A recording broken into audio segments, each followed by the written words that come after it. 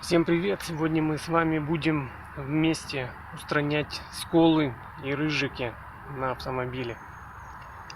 И у нас есть подопытный. На дверном проеме заднего пассажира слева есть вот такой вот, сказал, жирный косяк. То есть скол, полученный еще в Японии, он довольно серьезно заржавел.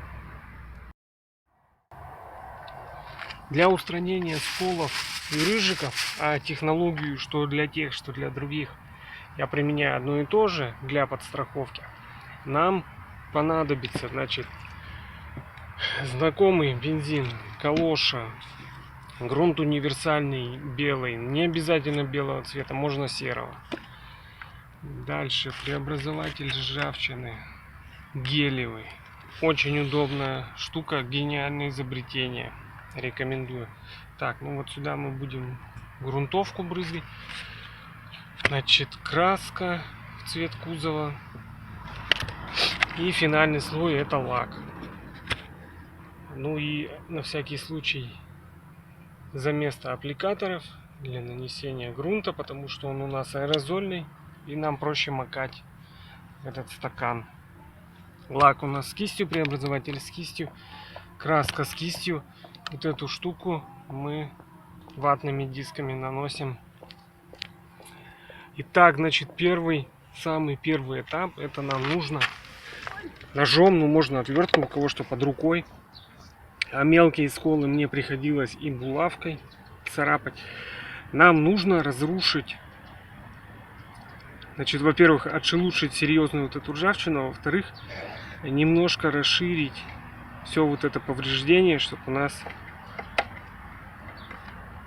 был доступ чуть-чуть за края.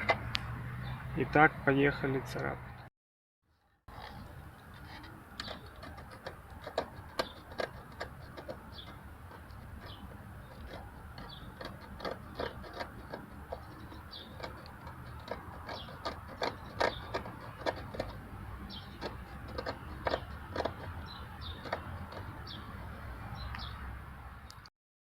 И вот таким образом мы расширили повреждения. И теперь будем наносить преобразователь ржавчины.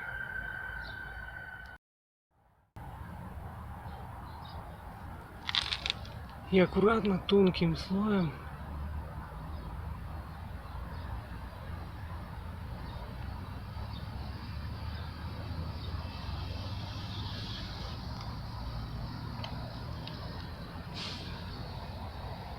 все, и ждем положенное время, примерно 10-15 минут.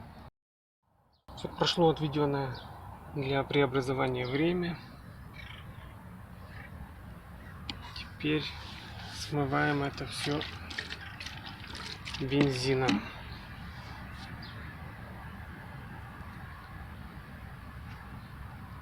Сейчас у меня еще вот тут вот нашлись маленькие сколы, которые у нас как раз под булавку. Оперировать буду булавкой.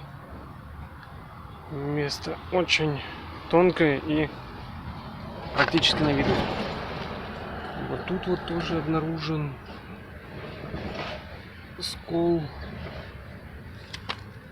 И вот здесь. Все это бензином замоем. Посмотрим, преобразовалось ли у нас здесь или нет. Возможно, вот здесь придется обработку повторить. Ну вот сейчас расцарапать еще раз ножом. И возможно повторить обработку. Смотрим. Еще раз прошелся ножом и булавкой. И вот посмотрите,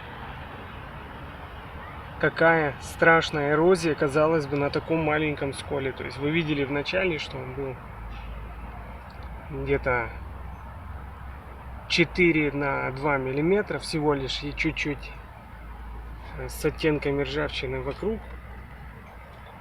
Вот посмотрите, какая на самом деле эрозия металла в этом месте наступила. Сейчас еще раз пройдусь кислотой.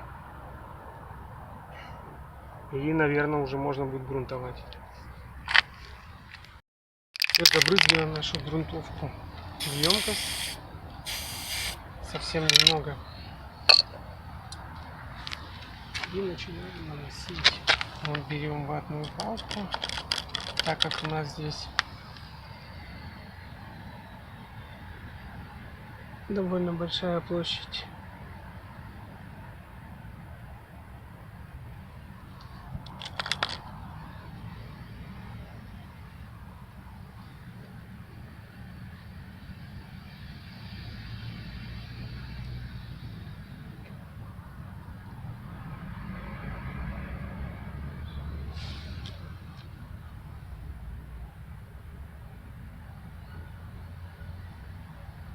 И вот так вот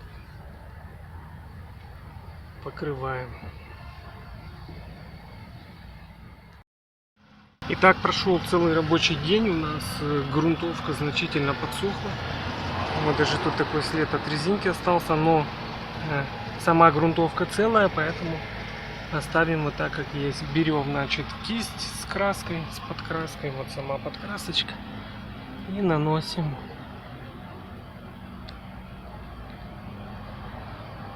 Аккуратненько, перекрывая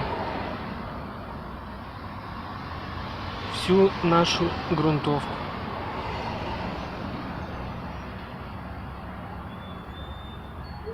Главное, чтобы краска перекрыла грунтовку.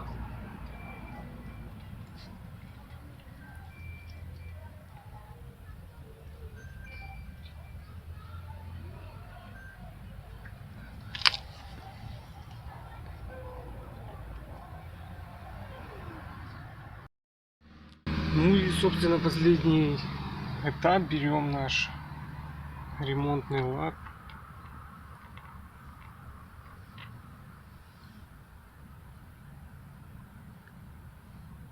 И аккуратно, перекрывая всю краску, его наносим. То есть у нас получается каждый новый слой, то есть будь то краска либо лак, перекрывает предыдущие.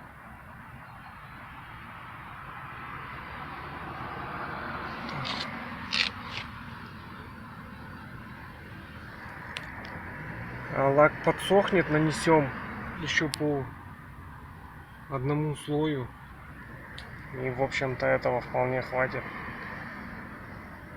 Всем спасибо, что смотрели, удачи в работе, не затягивайте с лечением рыжик.